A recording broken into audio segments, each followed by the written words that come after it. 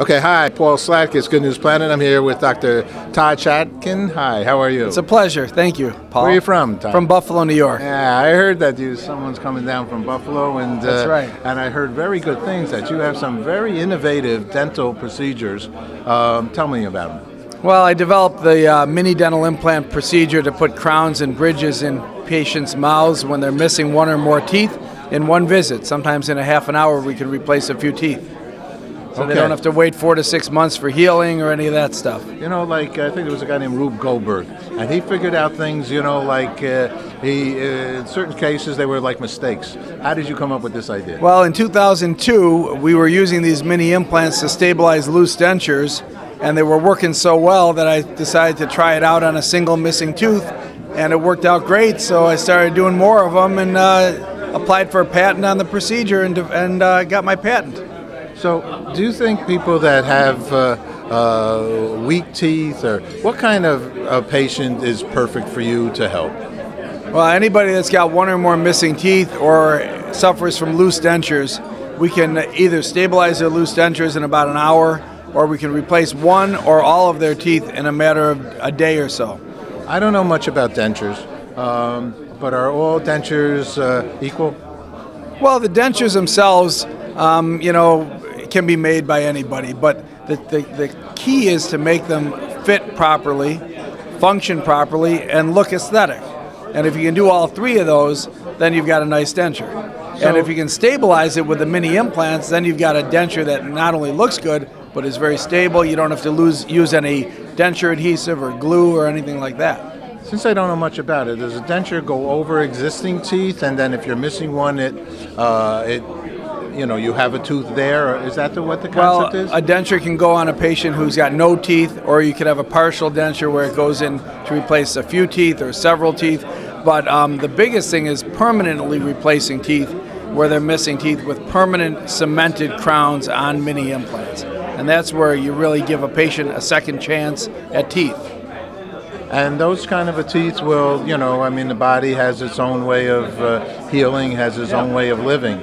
It becomes a live tooth? Can I put it like that, or is that not right? They function like a normal tooth. They're supported by a titanium screw that goes in the bone.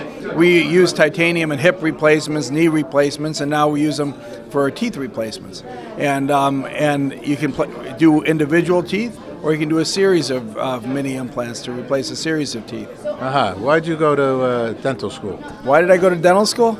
Well, my dad was a DDS MD. He was a plastic and maxillofacial surgeon, partly trained here in New York City.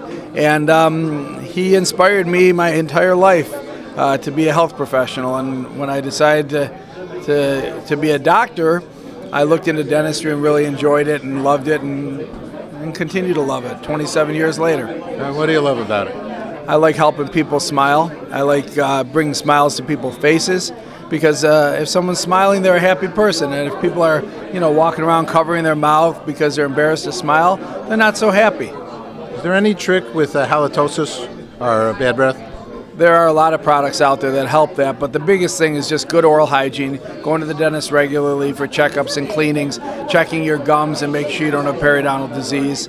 And of course, smoking is a big effect on gum disease. So if you can quit smoking or don't smoke, your chance of getting gum disease goes way down. Do you softly brush your gums? I do. I use a soft bristle toothbrush every day. Up and down, or around and around? And around, you know, all over. These are very important questions. Absolutely. You know, the simplest sometimes are the most important. Absolutely. Twice a day? More? I brush twice a day, yeah. Okay. So I'm only suggesting that you're probably suggesting that to your patients. Yeah, at least morning and night. You got to do it, and if you can fit it in during the day, again, that's great. But important thing is use a soft brush. Don't saw at the gums, because you'll wear them away. I'll ask you one other one, just because it's interesting. I think toothpaste, is all toothpaste equal? I would say that it's not all equal, but most of the products that are approved by the American Dental Association are good products, and you can feel comfortable using them. And fluoride's an important part?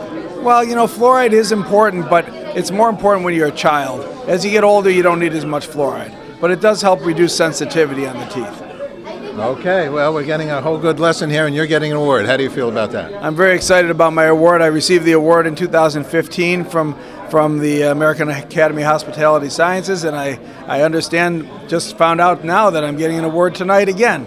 So it's a very nice surprise. Just flew in from Buffalo, and Joe Cinque is going to give me the award, so it's very nice. Beautiful. What's good news for you in any aspect of your life? Well, I've got an amazing family. I've got a wonderful wife. We've been married 27 years, Leslie and I, and I've got 3 incredible children. My son is applying to dental school. My daughter is just graduated from NYU in musical theater, and I've got a 17-year-old girl who's going into 12th grade and applying to colleges. So my life is wonderful, and I love my family. Fantastic. Last question, because we're very involved with world peace and the International Day of Peace. And I've asked thousands of people, what does peace mean to them? How about you, Doctor?